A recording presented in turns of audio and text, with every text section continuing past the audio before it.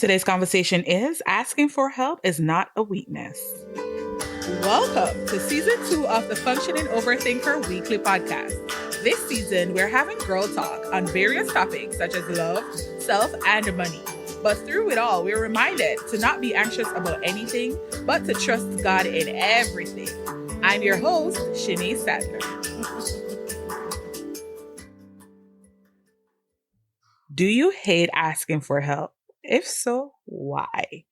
I used to be that way. I just dislike being a bother, even when I know I am not. But the thing is, this is a weakness, not a strength. Not being able to be vulnerable simply means that you cannot trust or will not trust anyone. And then what that means is that you find it hard opening up, which is a result of many possible root causes. It could be something from your childhood. It could be something from your adulthood. We will not get into those root causes because that's a whole other episode, but you get the picture. It's not just that you don't like asking for help. It's something beneath that. It's something beneath that surface that caused you to feel that way. Not asking for help does not mean you are the superhero. It does not mean you are in control. Sorry to say. Actually, it shows a lack of control because you're not able to entrust someone to something. Someone who is vulnerable is able to acknowledge that there is someone out there that is able to get the job done and that you don't need to play a role that you have no knowledge in only because you want to be stubborn and get the job done yourself. Let me give you a prime example because you know I love story times, right? I was a team manager at my previous job and I had a hard time delegating. At first, I thought it was cool, I was able to juggle all these tasks and I was able to get ish done. The thing is, I was getting ish done at a cost. My team was very dependent on me. So that means that when I wanted to take time off, I would literally feel bad. Like I wouldn't want to take the time off. I always worked on my time offs. And even though it was funny at the time, in hindsight, really, it was sad because I should be able to rise up leaders that are, on my team and being able to trust that things will get done, right? Not being able to delegate is a flaw. I should be able to teach and lead from all angles. My hand didn't need to be in every single project that needed to be done. Eventually, though, I saw this and it forced me to really teach others and really to trust others. Essentially, I had to ask for help. Asking for help was one of the best things that I could have done in that time. Others were able to also grow because I wasn't hiding everything or keeping everything, all the secrets, all the gems, all the, the ways to do things more efficiently. I wasn't hiding that or keeping that to myself. And I began to feel a little more at ease taking breaks because I didn't have such dependency on my shoulders or I didn't feel like I had to do everything myself. I learned that also. I was as strong as my team. If my team couldn't handle a day where I was out, then I wasn't a good leader. Simply put, I could juggle all the things in the world. But if I can't have a team that is able to stand on its own when I'm out of the office, then I'm not or was not a good leader. So as an overthinker, I had to dispel the idea that asking for help is a weakness. It took a while to get there because we typically go into imagining the worst case scenarios, but eventually I did. I had to. Now, another point of view I want to mention is if you're open to asking for help, but the people around you aren't trustworthy, like you feel like, you know what, I would actually ask for help, but I don't think I could actually trust anyone, then that's a whole other kettle of fish. If you're unable to ask for help from those around you, then you're essentially in the wrong crowd, the wrong community. Ain't no way.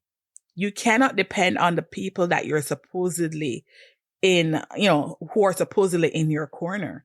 Ain't no way. Because if you have friends, good friends, and you need help, you're down, you should be able to say, you know what?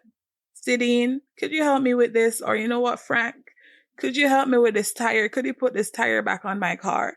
You shouldn't be over there struggling with no tires. You don't know how to fix no tires. And then you have to go spend money asking essentially for help from someone else because one, you can't trust anyone around you to help you with that. But if the problem is just you being afraid to relinquish control, think about the reasons why and be honest with yourself. That's the key here, being honest. Because do you think that it makes you look incompetent when you ask for help? Or do you think it will make you look lazy? Or do you think, right, you need to be in control of the things and the people around you? What is it? What is the truth here? Because again, there is some underlying reason as to why you can't ask for help, why you can't relinquish control. So you have to think about that. Really assess yourself, really dig deep to find the answer because it's there. Let's say you have a project to do and you're not fully knowledgeable on all areas of the topic because we won't be fully knowledgeable on all areas of everything. We are not perfect beings, right? Would you rather spend 10 hours trying to come up with a solution, or would you rather to pool ideas with someone you met at a networking event that is in the exact industry or understands the exact topic area you're having trouble with? If your answer is that you would rather spend hours trying to come up with a solution, then you're not looking at the bigger picture. Because let's look at the bigger picture, right? Let's go deeper. The more you utilize your resources around you, the more you become the resource for someone else. That means once you learn that trick, that gem from someone else, now you know it. So now you don't have to ask for that same help anymore. Why do you want people to come to you and view you as the information source, but you don't want to relinquish that control and view someone else as an information source? It sounds a little bit, weird. It sounds a little bit like you're cocky and boastful, ain't it? When you say it out loud, it sounds like you are just thinking that you're above everyone else. That's why I say you have to check your heart posture. What is causing you to feel this way? And if it stems from something deeper, let's heal from that. Discouragement is an emotion that we feel or hate feeling, especially if we're givers. But the truth is, we're not perfect beings. We have discouraged others before, and we have disappointed others before. So if you ask for help and you receive that disappointment or that discouragement, then let's move past it. Don't let it consume you.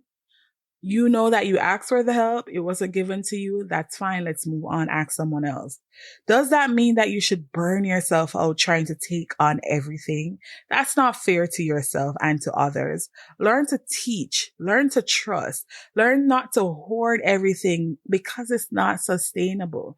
That's not a way to live. That's not a way to thrive. When you take on everything, you leave room for nothing else. You don't want to be solely consumed with something or one thing. You want to be able to live an abundant life. You want to be able to spread your wings, not too thin now, but spread your wings and to take on other things and to thrive in other areas and learn to balance life.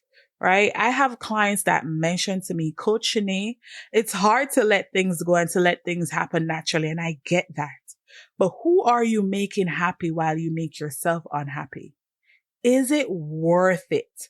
Is it worth it that you have to spend hours doing something by yourself just to get what? A pat on the shoulder? Because really and truly, when you spend hours doing something and you don't get that acknowledgement, it stems into something else, right? It's a never ending thing because now you're going to be upset. Oh my God, I spent hours doing this and nobody appreciates it and nobody and nobody. Because really and truly, you don't know. People may have wanted to help. And because you rob someone else of helping you, they're now in their feelings. They're now salty. So you have to deal with not being recognized for something because you took an opportunity from somebody else. And then again, that's a whole other kettle of fish. But think about your actions and the repercussions that stems from it. Don't think that you taking on everything will always be viewed as being helpful. It can be viewed as being selfish. Ah, yes, it can be viewed as being selfish. So check your heart posture.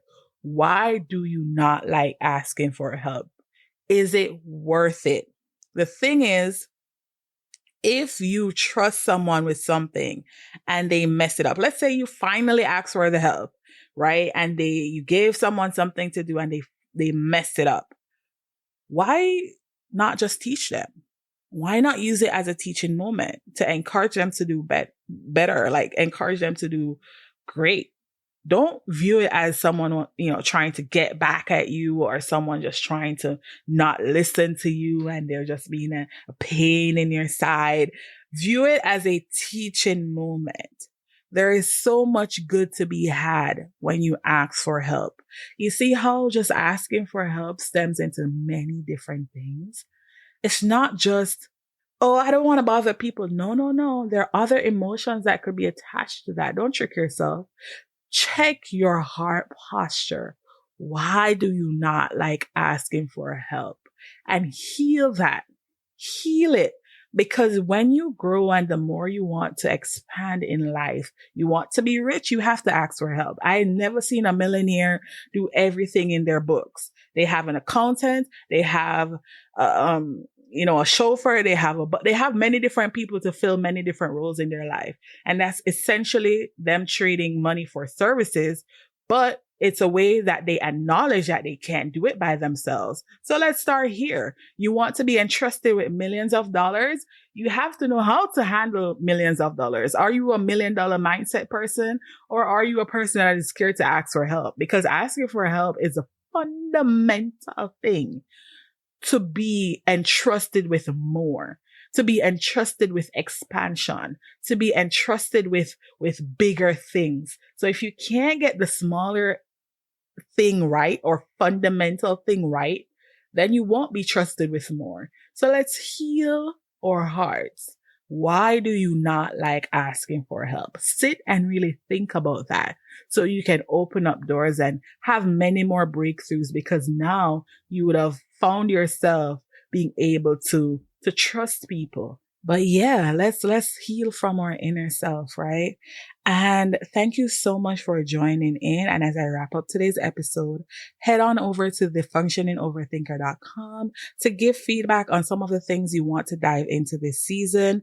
Next week, the topic that we will talk about is, what is your reputation? And what does it mean to have a good reputation? You do not want to miss that one. And as always, see you next Thursday for another episode. Until then, stay functioning. You are bomb.com.